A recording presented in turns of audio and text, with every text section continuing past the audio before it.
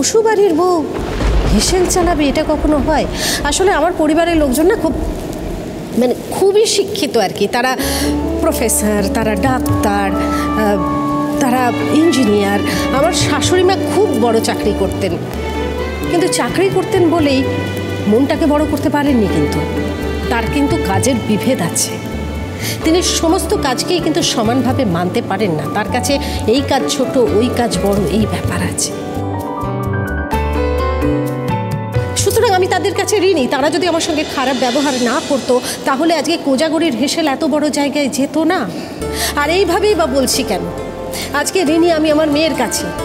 আমার মেয়ে স্কলার, সে যদি আমার পাশে এসে না দাঁড়াতো, দিনের পর দিন সে আমার পাশে দাঁড়িয়ে কাজ করেছে। হ্যাঁ, রান্না করে আমাকে সাহায্য করতে পারেনি, কিন্তু দিনের পর দিন আমার পাশে থেকে হিসেব নিকেশ করে, বাজার দোকান করে আমাকে সাহায্য করেছে। আমার ছেলের বউ, সে দিনের পর দিন আমার ছেলের আপত্তি সত্ত্বেও আমার পাশে দাঁড়িয়েছে, আমাকে সাহায্য করেছে। আমার বেয়ান, ওনার কথা তো না বললে হবেই না। আজকে এসেছেন, এই অনুষ্ঠান দেখতে এসেছেন। কেন এসেছেন?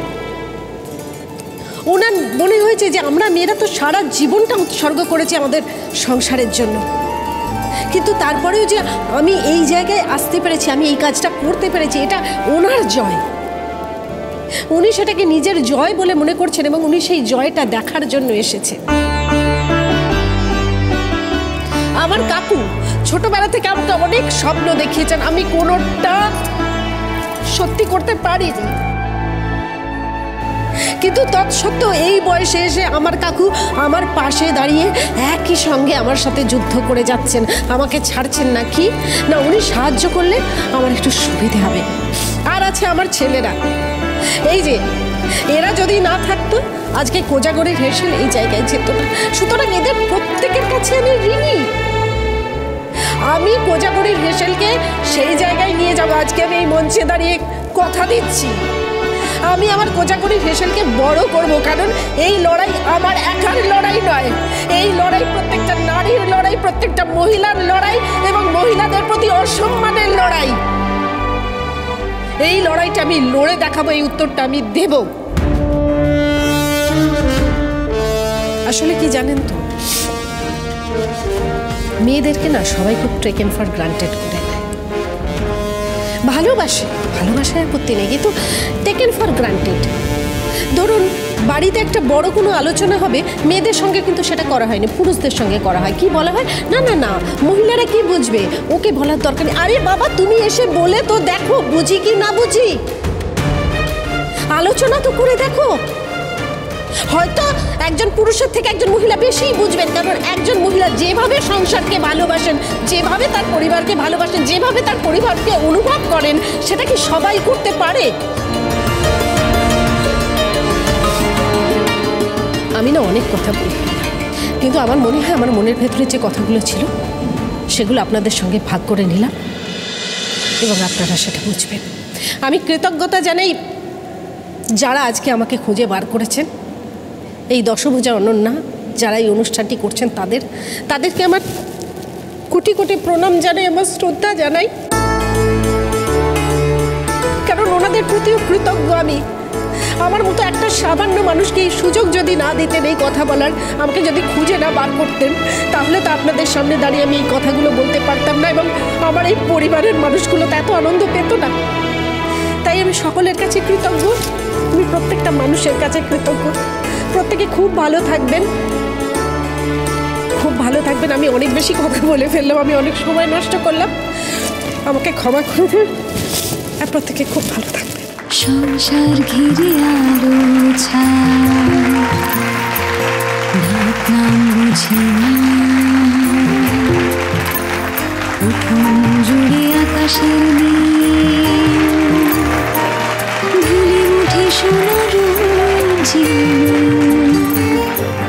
আশা ভরসার একটুকু বাসা। দারুণ দারুণ দারুণ বলেছি, এবার ফাটিয়ে দিয়েছি, কাঁপিয়ে দিয়েছি। হ্যাঁ, এই সমস্ত টিভির ক্যামেরা আছে, সব ছবি দারুণ দারুণ। আপনি তো একেবারে কামাল করে দিলেন। কথার কি ছিরি শোনো, হ্যাঁ, শাশুড়ি মাকে বলছে কামাল করে দিয়েছে।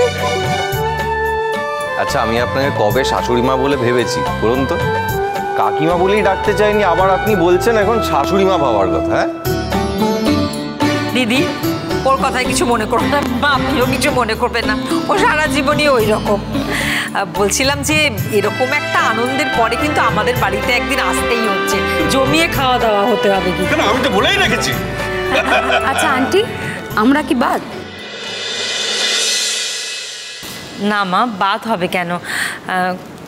আমারও খুব ইচ্ছে করে তোমাদের ডাকতে, কিন্তু আমি ভয়ে ডাকতে পারি না যে আমাদের বাড়িতে একটু আনন্দ করতে এসে যদি তোমাদের বাড়িতে কোনো অশান্তি হয়ে যায়।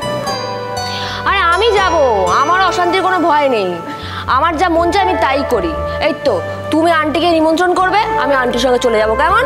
এখন তো আমি এখানেই আছি, আন্টির সঙ্গে হোটেলে বসবো, তো আমি চলে যাব, ঠিক আছে? হ্যাঁ, আমি তো নেই এখন, তুমি আমার রোলটা করো, আমার জায়গাটা তো ফাঁকাই আছে।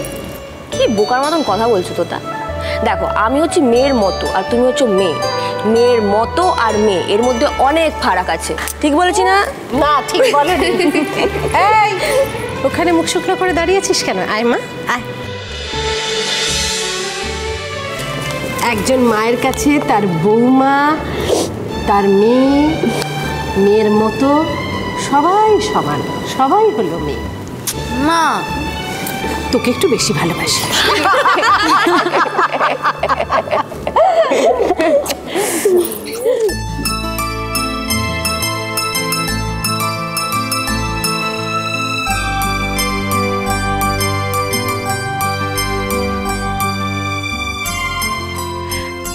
ওই তো বৌদি ভাই এসে গেছে, এসো এসো এসে, দেখা দেখা। ও মা, আমি ভাবছিলাম যেন একটা ফোন করি, তারপর ভাবলাম তুমি যদি স্টেজে থাকো। ও কাকাবাবু কোথায় গেলেন? কাকু তো এখন এখানে থাকেন না, দোকানে থাকেন। দোকানে থাকে মানে ওনার দোকানে থাকার অভ্যেস আছে নাকি? অনুশ্রী, আমাদের বাড়িতে অতগুলো ঘর নেই রে, একজন লোককে আলাদা করে একটা ঘর দেব নেই। আমার কাকু আপনাদের বাড়ি থাকতেও চান না, উনি চাইলে নিজের ফ্ল্যাটে গিয়েই থাকতে পারেন, কিন্তু আমার কাছাকাছি থাকবেন বলে দোকানে থাকছেন। যখন প্রয়োজন হবে নিজের ফ্ল্যাটে গিয়েই থাকবেন, আপনাদের বাড়িতে নয়। আমাদের বাড়িতে আগে কোনোদিন এরকম ব্যাপার ছিল বলো? ছিল না, এখন হয়েছে, আর যেটা হয়েছে সেটাকে তো সম্মান করতে হবে। তুমি আমার পুরস্কারটা দেখবে বলছি। কি সুন্দর হয়েছে। দেখি দেখি। হ্যাঁ দেখ, ভালো করে দেখ। পিওর গোল্ড মনে হচ্ছে। এই, ইয়ার কি মারছিস কেন রে? ইয়ার কি মারলাম? হ্যাঁ, ধর তো খেল।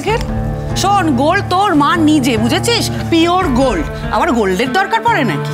আচ্ছা মা, তুমি এই প্রাইসটার জন্য বিকেল থেকে রাত পর্যন্ত অপেক্ষা করেছিলে? কি যে বলিস, ভালো ভালো কথা শুনতে কার না ভালো লাগে? না, একটা কথা বুঝতে পারছি না, একটা প্রাইজ নিয়ে তোরা তোদের মাকে এত হিউমিলিয়েট করছিস কেন? প্রাইজ তো প্রাইজই হয়, তার সঙ্গে সোনা রূপো হিরে জহরতের কোনো। আচ্ছা একটা কথা বলতো, তোরা জীবনে যা পুরস্কার পেয়েছিস, কত সোনা রূপো হিরে জহরতের পুরস্কার পেয়েছিস? তার থেকে বড় কথা, এতদিন জানতাম যে মেয়েরা একটু সোনা রূপো এসব হিরে জহরত নিয়ে কথা বলে, ছেলেরা কথা বলে তোদের এই প্রথম দেখলাম। বিশ্বাস কর।